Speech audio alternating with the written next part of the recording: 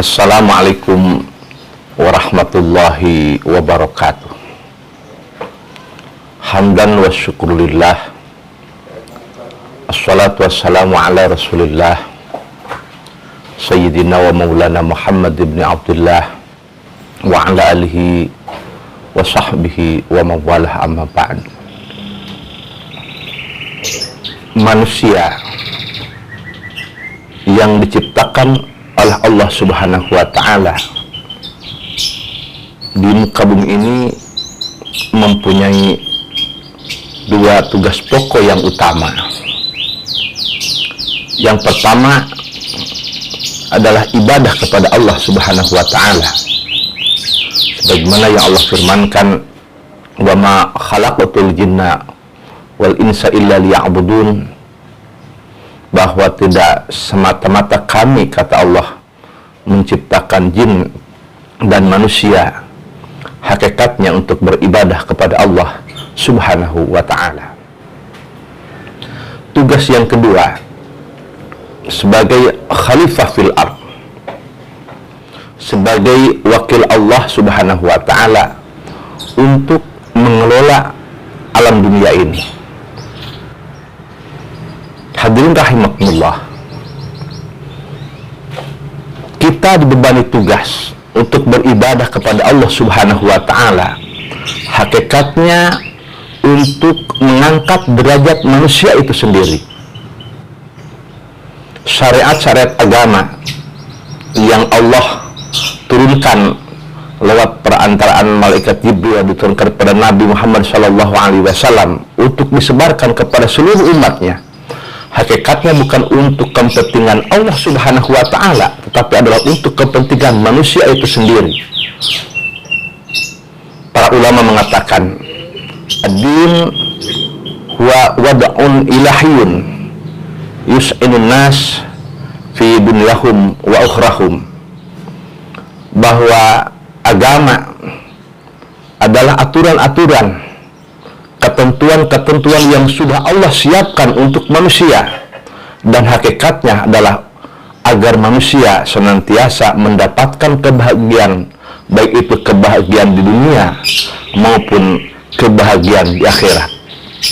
Salah satu contoh, bahwa ketika Allah memerintahkan kita untuk melaksanakan sholat itu sendiri Allah firmankan bahwa inna sholata tanha anil fahsya'i wal munkar.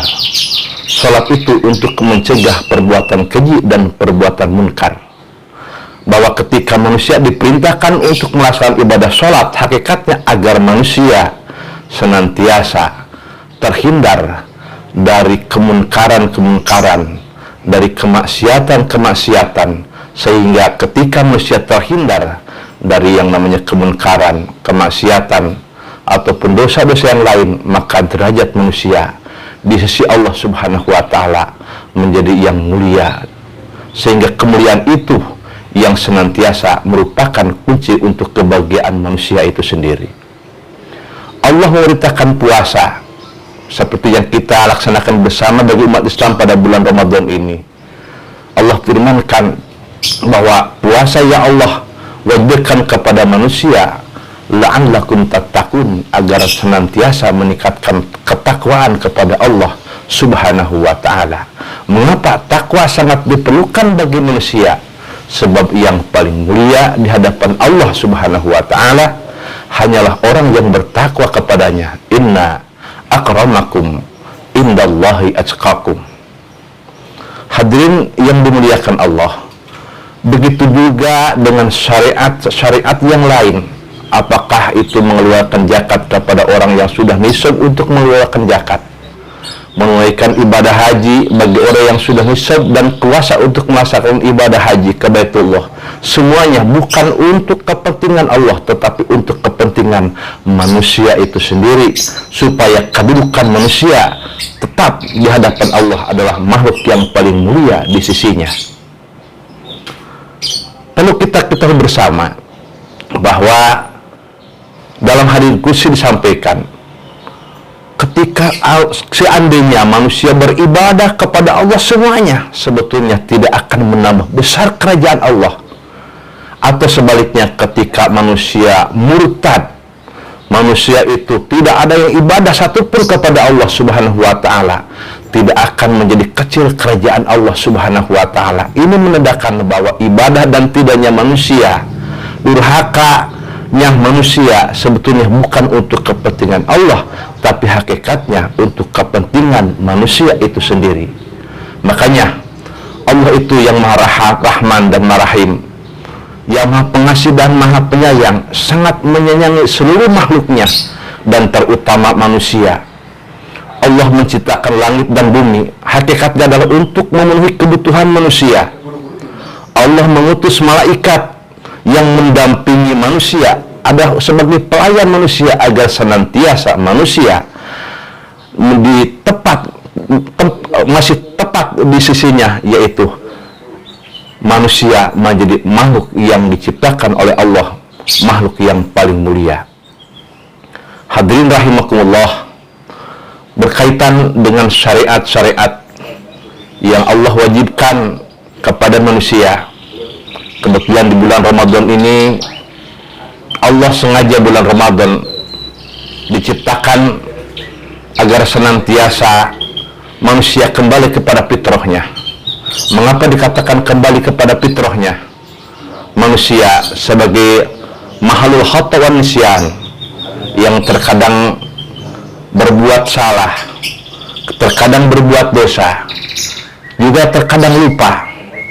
Maka itu semua manusia diharapkan harus kembali kepada fitrahnya, yaitu sebagai makhluk yang suci, karena yang akan mendapatkan kenikmatan kelak di sisi Allah Subhanahu wa Ta'ala adalah yang kembali kepada Allah dengan biqalbin salim, dengan hati yang selamat, kepada fitrah yang awal, sesuai dengan bahwa yang disabdakan oleh Rasulullah Sallallahu Alaihi Wasallam, bahwa kullu mauludin yuladu al fitrah. Nah, kefitrahan inilah yang dijabarkan oleh para ulama, bahwa fitrah di sini bahwa manusia membawa sifat ketauhidan. Ketauhidan ini hendaknya harus dipertahankan oleh manusia. Maka ketika manusia terkadang lupa, terkadang berbuat dosa, Allah menyediakan bulan yang penuh rahmat dan maghfirah untuk mensucikan dari kesalahan dan dosa tersebut, yaitu bulan Ramadan. Makanya hendaknya Ramadan diisi dengan kegiatan-kegiatan yang sangat positif, yang sangat bermanfaat. Kita bertobat kepadanya di bulan Ramadan, maka tobat itu akan diampuni Allah Subhanahu wa Ta'ala. Kita laksanakan kewajiban puasa, hendaknya puasa ini harus betul-betul kita laksanakan, bukan hanya puasa yang hanya menahan lapar dan dahaga saja, tetapi hendaknya menjauhkan diri kita dari hal-hal yang membatalkan pahala puasa itu sendiri. Nabi mengatakan, Nabi bersabda, kam min shaimin laisa lahu min siyamihi ilal atas wal ju' atau ilal ju'i wal atas.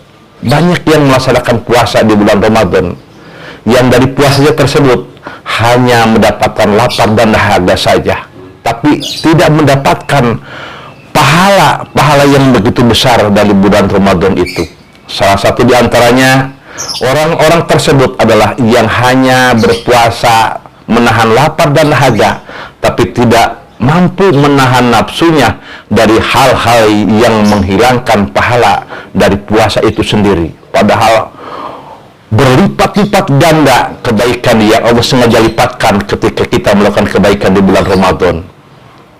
Ampunan di bulan Ramadan, kita beristighfar, memohonkan maaf kepada Allah, maka ampunan dan tobatnya akan diterima oleh Allah Subhanahu wa Ta'ala. Mari kita manfaatkan bulan Ramadan ini dengan kegiatan-kegiatan yang bukan hanya kita berpuasa, hanya menahan lapar dan dahaga saja, tetapi hendaknya kita raih pahala-pahala di bulan Ramadan ini dengan menahan hawa nafsu kita dari hal-hal yang tidak baik, sehingga betul-betul puasa kita meningkatkan keimanan dan ketakwaan kita kepada Allah Subhanahu wa Ta'ala. Demikian yang dapat saya sampaikan, mudah-mudahan bisa bermanfaat bagi kita semua. Allahul muwaffiq ila aqwamit thariq. Assalamualaikum warahmatullahi wabarakatuh.